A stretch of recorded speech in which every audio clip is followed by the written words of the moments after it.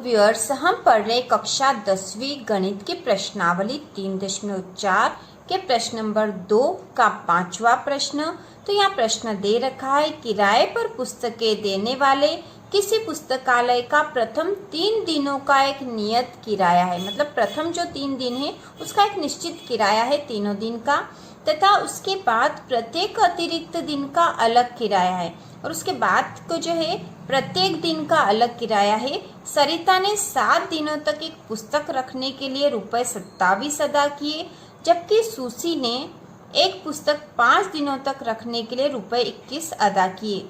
नियत किराया तथा प्रत्येक अतिरिक्त दिन का किराया ज्ञात कीजिए। तो इसको हल करेंगे हम। तो हल करने के लिए सबसे पहले हम मान लेंगे और मानेंगे क्या, जो कि हमसे पूछा गया है। ठीक है, हमसे क्या पूछा गया है, नियत किराया तथा प्रत्येक अतिरिक्त दिन का किराया ज्ञात करना। तो हम यही मानकर चलेंगे। तो सबसे पहले हम लिखेंगे, माना कि नियत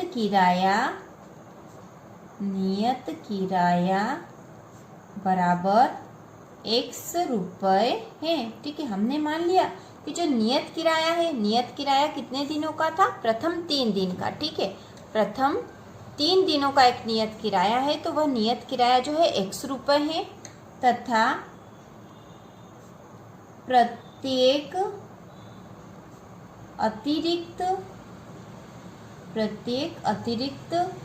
दिन का किराया, प्रत्येक अतिरिक्त दिन का किराया बराबर Y रुपए है। ठीक है, तो नियत किराया हमने X रुपए मान लिया और प्रत्येक अतिरिक्त दिन का किराया Y रुपए है। तो जहाँ पर पहली स्थिति हमें क्या दे रखी है, सरिता की दे रखी है, तो हमें कहा गया है प्रश्नानुसार सरिता ने 7 दिनों तक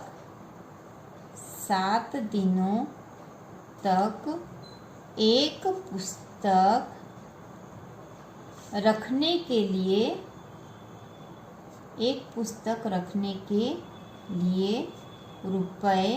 ₹27 अदा किए। तो यहाँ पर हमें प्रश्न में कहा गया था कि सरिता ने 7 दिनों तक एक पुस्तक रखने के लिए ₹27 अदा किए। इसलिए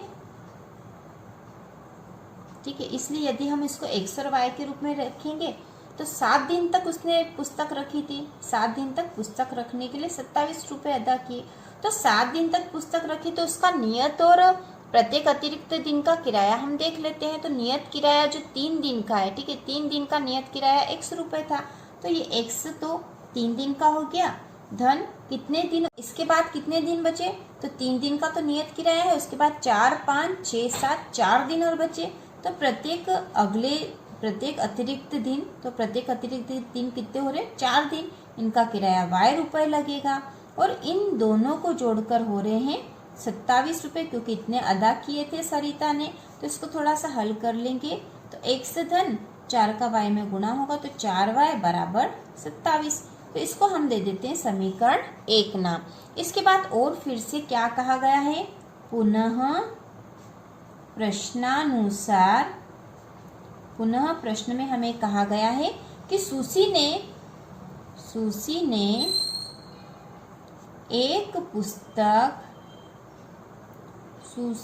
एक पुस्तक 5 दिनों तक रखने के ₹21 अदा किए। इसलिए ठीक है, सुसी ने एक पुस्तक 5 दिनों तक रखने के लिए ₹21 अदा किए। तो इसको यदि X और Y के रूप में लिखेंगे तो नियत दिन थे 3 दिनों का किराया था X, क्योंकि नियत दिन का किराया है, धन तो यहाँ पर कुल 5 दिन थे, तो 3 दिन का तो हो गया, 4 और 5 2 दिन बचे, तो 2 दिन के कितने लगेंगे, Y रुपए, हर दिन का Y रुपए, तो 2 दिन के 2 Y रुपए हो जाएंगे, और ये हो जाएगा 21। तो इसको और हल करेंगे तो हो जाएगा X धन 2Y बराबर 21। इसको हम समीकरण 2 नाम दे देंगे। अब हम इसमें विस्थापन विधि से इसको हल करके X और Y के मान निकालेंगे। सबसे पहले विस्थापन विधि से किसी एक चर पद का मान निकालेंगे, तो हम समीकरण 1 में से समीकरण 2 को घटा देते हैं। तो हम यहाँ लिखेंगे समीकरण 1 से समीकरण 2 को घटाने पर, समीकरण 1 से समीकरण 2 को घटाने पर, तो हमारी समीकरण 1 क्या थी? समीकरण है x धन 4y बराबर 27। तो हम लिखेंगे x धन 4y बराबर 27। और समीकरण 2 क्या है? x धन 2y बराबर 21। तो जब हम घटाव करते हैं तो जो नीचे वाली समीकरण है उसके सभी पदों के चिन्ह बदल जाते हैं। तो ये धन का है, ये धन का है, ये भी धन का और ये भी धन का है। तो यहाँ पे ये ऋण का हो गया, ये भी ऋण का हो गया और ये भी ऋण का हो गया। अब घटा देंगे हम, तो ये धन का x और ऋण का x आपस में कट जाएंगे।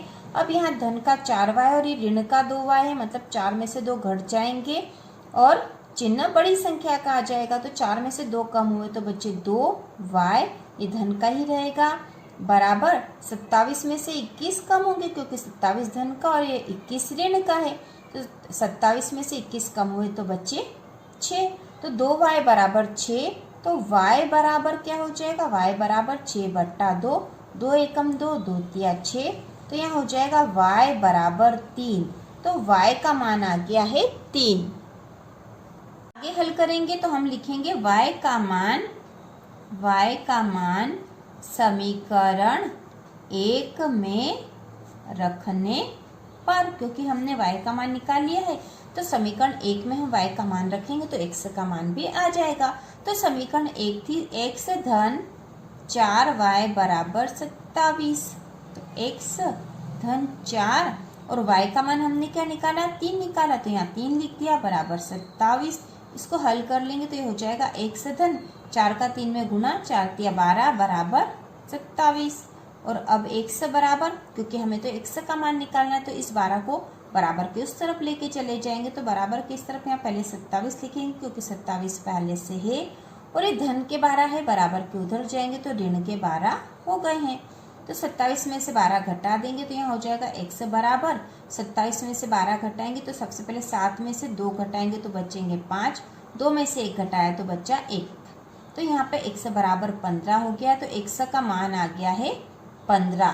तो इस प्रकार हमारा नियत दिनों का किराया कितना है? 15 रुपये और प्रत्येक अतिरिक्त दिन का किराया कितना है? 3 रुपये, क्योंकि y का मान आया है 3। तो हम यहाँ लिखेंगे इस प्रकार नियत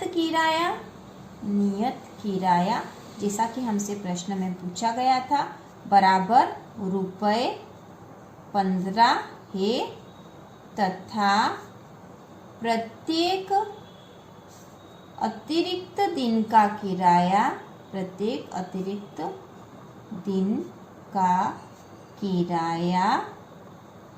बराबर रुपये 3 है। ठीक है, इसके बाद हम लिख देंगे आंसर 15 और 3। ये हमारा आंसर हो गया है। इस प्रकार पूरा प्रश्न हल हो गया है। बहुत ही आसान तरीके से विलोपन विधि का प्रयोग करके हमने इसका मान निकाला है। तो इसी प्रकार के और वीडियो देखने के लिए और कक्षा 10वीं की संपूर्ण तैयारी के लिए चैनल को सब्सक्राइब कीजिए।